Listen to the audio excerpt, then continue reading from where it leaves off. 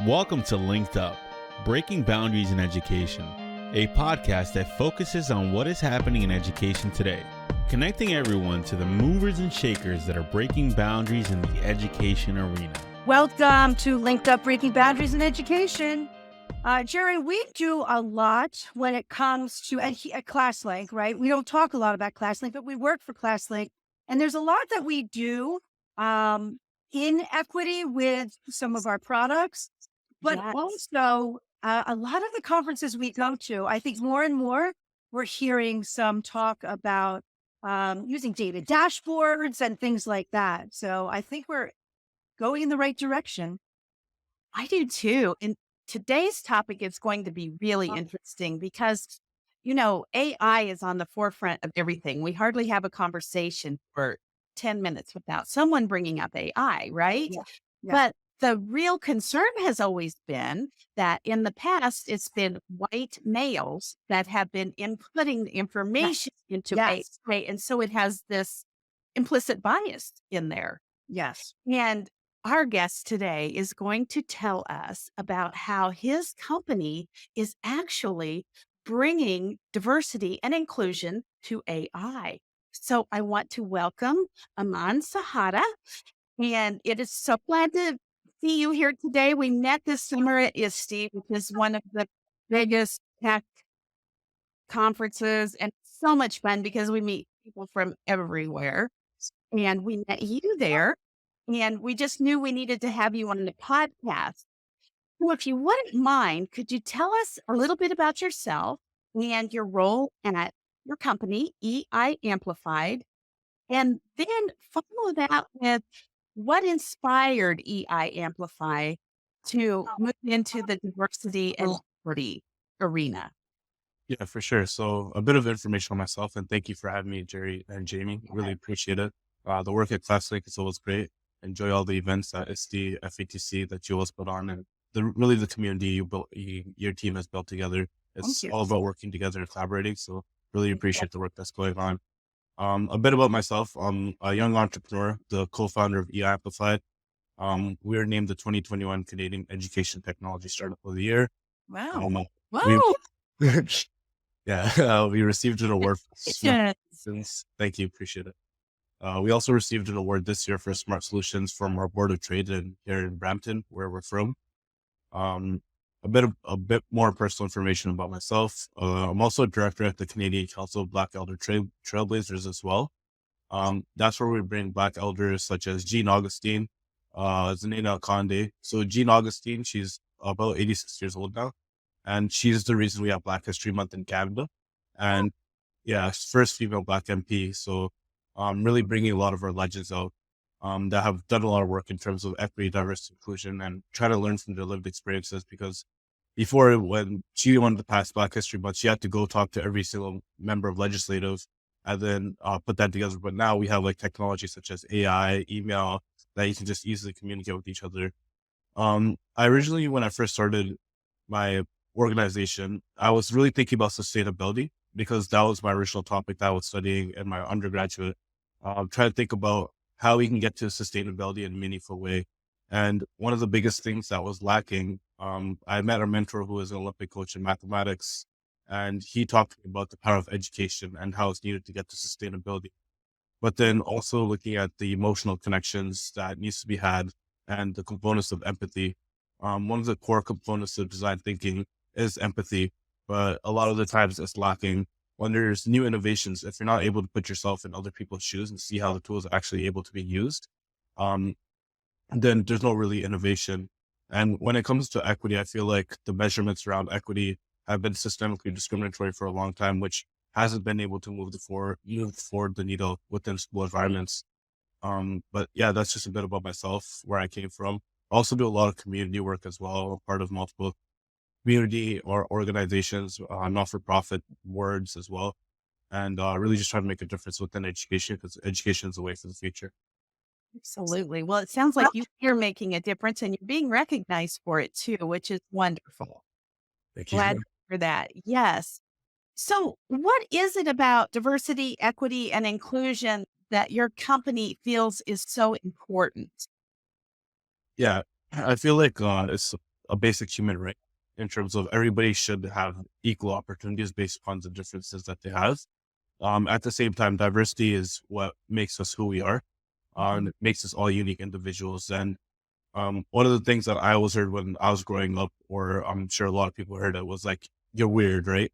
Um, but when people tell you you're weird, it's just you being your own unique self. It's not really you being weird. It's just you're different from someone else, and that makes you who you are. At the same time, no one likes being left alone. No one likes not being included. And being able to lift each other up is going to be really critical, especially in times moving forward in such turbulent situations. There needs to be a certain level of empathy with all the problems going around in the world, and even all the problems going on here, like at home in Canada or within the US. There's a lot of things to work on, but EDI can be a core component. And I think it's just about really working together and moving towards a common goal, and just being able to collaborate really and understand other people's emotions. And it comes down to that component of empathy. You know, I think it's so important that you are focusing on education because that is the foundation of the empathy that is so intrinsic in all of this. I mean, it needs to be there, but it's not intrinsic, fortunately, in some cases, right? In some people it is, in others it's not. So how are you leveling the playing field? How are you making it sustainable to make sure that empathy is at the front of everything? Yeah, I think we actually combined the two components of empathy and equity into one. So for years, when we've been providing measurements for equity, diversity, inclusion, and well-being and empathy, we use a Likert scale or multiple choice, right? Like rank how you feel about equity on a scale of 1 to 5, or rank how you feel about your well-being on a scale of 1 to 5. And then typically in most school environments, the way it works is you collect that data at the beginning of the year, you release it at the end of the year, you come up with a 3 or 5 year action plan. That's, am I wrong?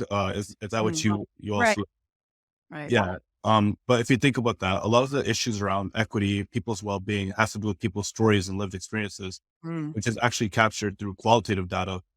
Now, if you think about ChatGPT's understanding of your language, it may not generate the right response, but it can understand what you're saying pretty clearly, right? Right. And if you leverage GPT and break down the language to summarize it in different ways instead of getting it to generate a response, you can actually look at large scale qualitative data in a meaningful way. At the same time, you can provide accountability measures much more often. So what we do is we actually are able to look for emotions within text, and emotions are closely related to empathy, equity, diversity, inclusion, and your learning. If you don't have positive emotions, then your learning experience will not be positive. If you have negative emotions, you're not going to be able to relate to your classrooms. You're not going to be able to build strong relationships. So what we did was we actually combined equity and empathy in measuring emotions through text, and then using a co-pilot as an assistant to help you interpret your data. At the same time, with the power of AI, you can provide measurements much more quickly. Instead of doing it now at the beginning and the end of the year, you can do it once every week, once every month. And that actually accelerates change more than doing once every year, and it provides more accountability measures. So that's kind of the approach that we took. Can you give us an example of how a school district might use your product? Actually, there's multiple case uses. Yeah. So we're launching with pilots we've launched already. And there's been a bunch of different case uses. So equity, diversity, inclusion scans, this is an obvious one that we've been talking about. Looking at access to programming, one of the huge, really, I guess, things that have been trending is esports. So looking at leadership perceptions towards esports, how students feel about esports, how leadership feels about esports, how does esports impact students' abilities to manage stress, looking at digital citizenship and digital literacy as well. How do educators feel about digital leadership? Do they feel like they have the right technology tools? How do they feel about the impact of their technology tools? Looking at the impact of professional development sessions as well. Often when people are implementing PD, it's really hard to measure how that has actually impacted people. But if you look at emotions, it really gets down to the deep core and can give you meaningful data because it's qualitative text and you're providing feedback.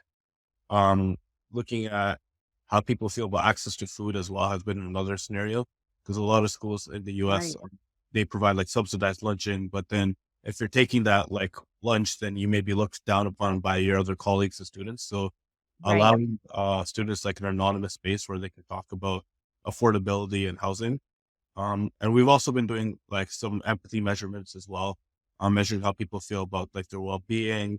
Do educators feel like they're implementing empathy? How people feel about access to STEAM project resources, implementing AI, really anything you want to collect data around. We essentially provide assistance with. I love that because the data that you're collecting is not superficial. It is at the basic level, our emotions, right? That makes so much sense, but I don't think it's widespread. I don't think that people are really looking at it in that lens. But when you really boil down, when you drill down, it's about how people feel. And so really diving into those emotions with this data that you're collecting is brilliant. Thank you. Really appreciate that. So, what are some of the trends that you're seeing at this intersection of diversity, equity, and AI? Um, I think one of the most common trends is that everyone's looking at generative AI. And Yes, uh, there are other branches of AI besides generative AI. It's just GPT kind of came over and took everything over. it So did. whenever people are talking about AI and equity, the conversations are mostly negative, if not all negative. Um, Right. and I think that's it really has to do with just like the buzz that generative AI created, but also the implicit biases that you mentioned that generative AI can have based upon Right. data that's trained upon it. Um, So I think that's been a huge common trend is a lot of the perceptions around how AI can impact equity, diversity, inclusion as negative. But I feel like if we start looking at analytical AI and maybe combining it with generative AI, it could be a very powerful force if we use analytical AI to understand the needs of students and use generative AI to meet those needs of students. Um, so I would say that's kind of my opinion. The things that we're hearing about has really to do with a lot of bias within generative AI, but there are different branches which can actually help eliminate bias in a sense. Can you talk about how that intersection would work between the analytical AI and the generative AI? For sure. If you're able to understand what students need, then you can essentially help provide them resources utilizing generative AI. Um, Okay. yeah. So, and then you can also like filter the data to understand the diversity of different population groups and really break it down to different levels as well. Yes, I've noticed. My daughter is a school counselor, and at first she thought, I don't think generative AI could help me with much, but she can put in like what a student is struggling with and say, give me 10 ideas that could help this student. And she said they're pretty spot on. Yeah. So it's incredible what it can generate if you know what the problem is. For sure, exactly. Yeah, and like the more we have AI in abundance as well, and the cheaper, the more accessible it is, the more people will be able to revolutionize. I think I was at a conference with Avi called for. He's one of the lead people within AI. He has a book called Predicting Decisions, utilizing artificial intelligence and prediction machines. Huge famous professor here at the University of Toronto, which I attended, and he talked about how the more abundant we make AI, the more it can actually increase equity within Sure. different environments. Because if we don't have it abundant, we don't have it accessible, then the Yeah. gap becomes much larger, right? So we Yes. need to make it very abundant and available for everyone and easy to use. So what Yeah. do you think is the solution for doing that? I think one of them is keeping the costs extremely low. Mhm. That's one of the obvious factors. Ensuring students have internet connectivity as well. Mhm. Ensuring content and curriculum is being related to AI as well, Mhm. and seeing how students can even like come up with projects, experiential learning, do research utilizing and leveraging AI, and Yeah. getting them to actually engage with it in their everyday lives, I think would be pretty Right. useful. As in, even just having conversations like in English class, for example, like instead of writing an essay on like, for example, like a book you're reading, write an essay on like the implications that AI could have in the future, both positive and negative, and getting students to critically think about it. So I Right. think it could be embedded as a tool that students use, but also be incorporated with content and curriculum across all levels of education. Great Absolutely. suggestions. You said that a lot of the conversations have been negative.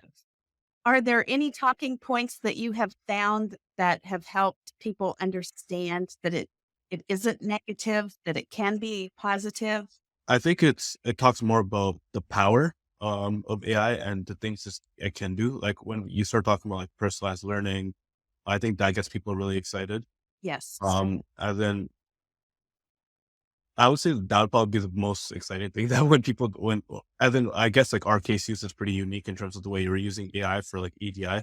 I think that would be a pretty good positive. But most of the conversations I've actually heard, there was a mock trial that I attended. It was the same one with David Culford that I mentioned.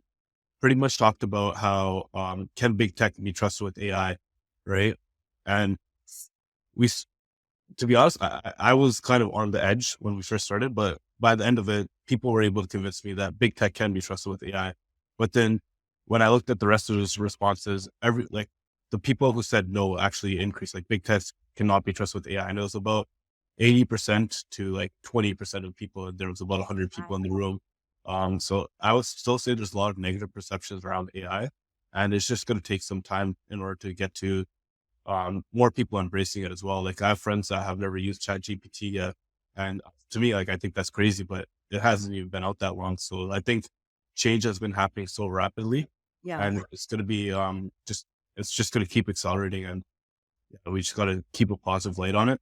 But then at the same time, a conversation I had there was, can government be trusted with AI? Like, what if we start implementing AI into making decisions that are very important for like our country, for example? I think that could be a very dangerous thing. And that is a conversation that needs to be had more because governments are already leveraging AI in some components, but if they start incorporating it, for example, in like their national defense, those can be very dangerous things where you need a human to make decisions that can impact many lives. And there's so many factors that an AI may not even be able to see that a human will be able to consider in terms of like, how does like someone mentally think if I implement this into my defense system or I do this and that, right? So yeah, I think it's a tough road, but there definitely needs to be some level of regulation, but it also needs to be allowed to be had in abundance as well.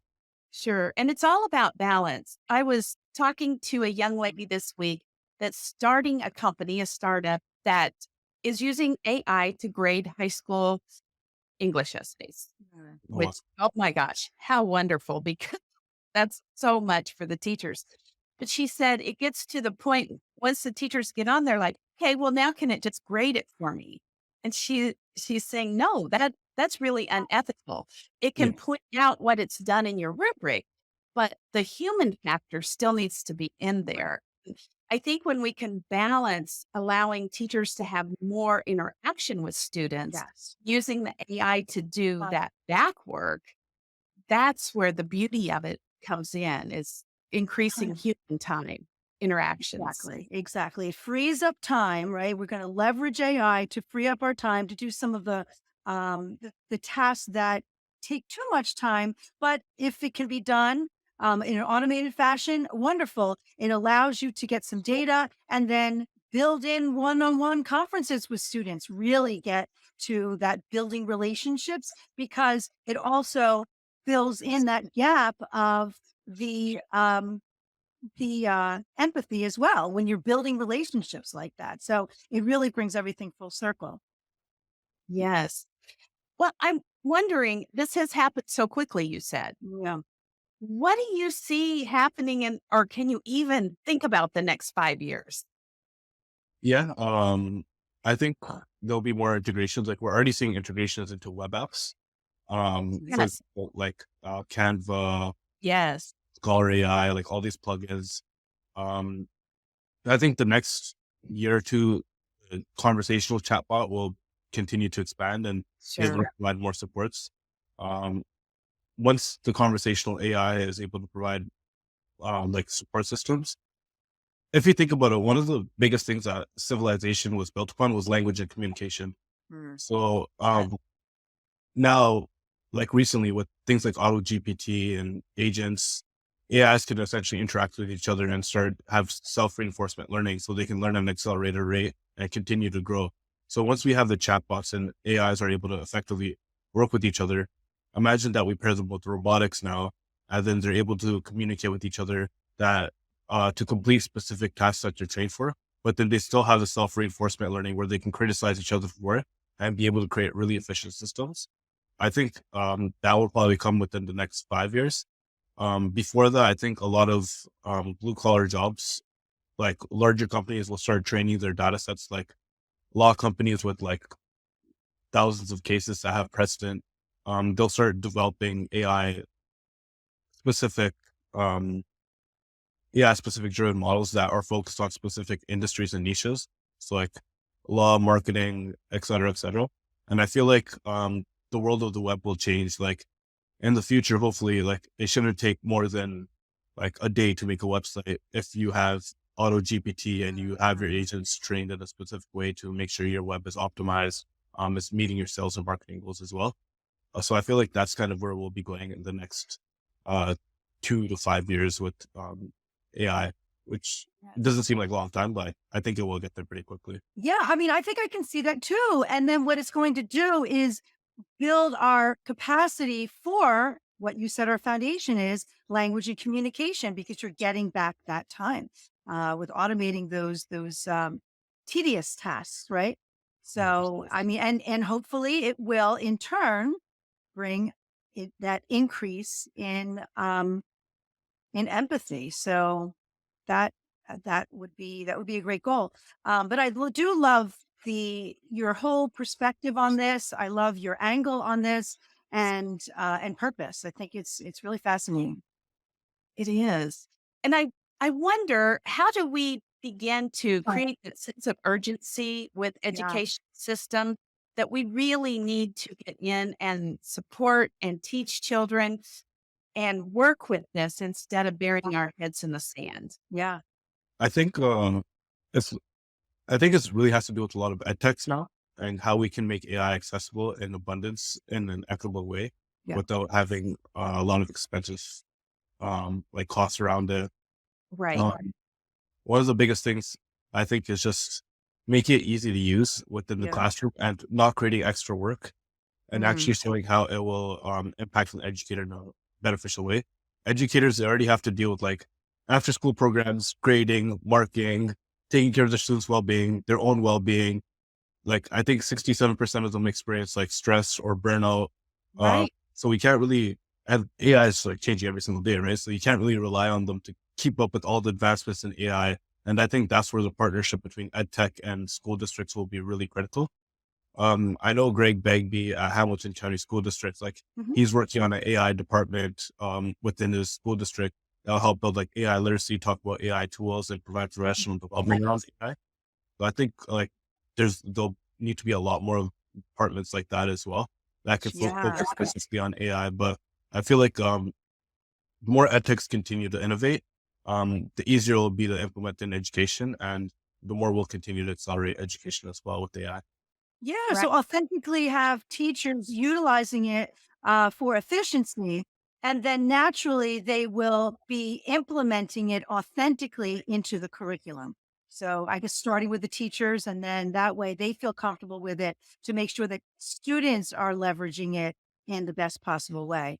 Yeah, I mean, I think some schools are starting that, but I love and it is interesting how so many organizations just in the past couple of months, advocacy groups have really worked hard to create documentation and some background for education, which is really great because you have, teachers, as we talked about before, you have those concerns, and those concerns also weigh on administrators. But when we have the support of these advocacy groups that are providing it, and then also podcasts like this that are helping to get people to understand, then I think that your roadmap for that 5 years will even be accelerated. I mean, you probably weren't born, but when the internet first came about in the 90s, it was the same sort of anxiety and concerns that were out there. So, but I think because everything happens so much faster now, I think that we'll get over that hurdle much quicker. And Aman, we were talking about professional learning. And before the show, you were telling me that you're going to be speaking at some conferences. So what is it that you're speaking about? What message are you getting out to people? Yeah, for sure. One of them is closely related to this podcast topic. One of them will be a session at FETC with Hemlock School District Superintendent, sir. And that's just focusing on embracing EdTech gladiators. That's the title that they came up with. Oh, I love that. Yeah, and talking about how AI can be used for authentic engagement, and how you can engage people in a much quicker, meaningful, and faster way. Yes. And then the second engagement is actually with Greg Bagby, who I mentioned. That's with the first AI department. Well, not the first AI department, one of the first departments in the US. And it's kind of like a panel discussion. So there'll be other organizations working on AI, like content and curriculum, and then us talking about our AI tools. So it'll be kind of just a central discussion around AI. And then the third one will be a roundtable discussion at FETC as well. I'll also be going to SITE, the California Structured Technology Education Conference. Yes. That is with, we'll just have a startup table there. I recently did a talk at the University of Toronto, at their OASI department. And with that, we were pretty much talking about how AI can be used for EDI again. And then we do have some presentations for ISTE. So hopefully, fingers crossed, we can get those as well. But a lot of the talks have been around AI engagement and equity, diversity, and inclusion, and how it can be used to understand students in a better way. Well, that's great. The more leaders that can hear it, the better. And the more we can integrate equity and diversity into AI. Yes. Moving around the country with it. It's wonderful. Yeah. Yes, we're so happy to hear that you're out there spreading the message and the good word. We will be at both FETC and ISTE, so we will come and listen and support you. We will. Appreciate that. Yeah. There's also the Mindshare Learning Conference that's coming up November. That's in Ottawa, Ontario. Okay. And yeah, they're actually doing a cross-Canada check-in panel to discuss like AI and education as well. So that'll be quite interesting. You can probably check that out online by typing in Mindshare Learning. I think it's their 24th EdTech Leadership Summit. And we won that 2 years ago, naming us Education Technology Startup of the Year. And then a couple of years before that, Phil Cutler won before becoming a unicorn there. So one of my mentors, Robert Marlacci, who you met at ISTE as well. Yeah. Yes. I was recently on his podcast, but he always talks about Phil Cutler's story and how I have a long way to go to get there. So that conference will be happening as well. I'll be speaking there. Oh, that's great. That is great. Well, we thank you so much for being on the podcast today. We've learned a lot. I think people think that it's counterintuitive that you can have AI and empathy, but you are showing us how the two do merge and how we can move forward with that. So thank you so much for broadening our horizons and helping us to think differently. Yeah, it's a different lens. I think it really helps. It definitely helps. Wonderful. Thank you. Appreciate it. And thanks for having me on and for all the support as well. All right. Check out where to find more information in our show notes, everyone. Thank you for listening. And if you would like to stay linked up, be sure to follow us on Apple and Spotify and subscribe to us on YouTube.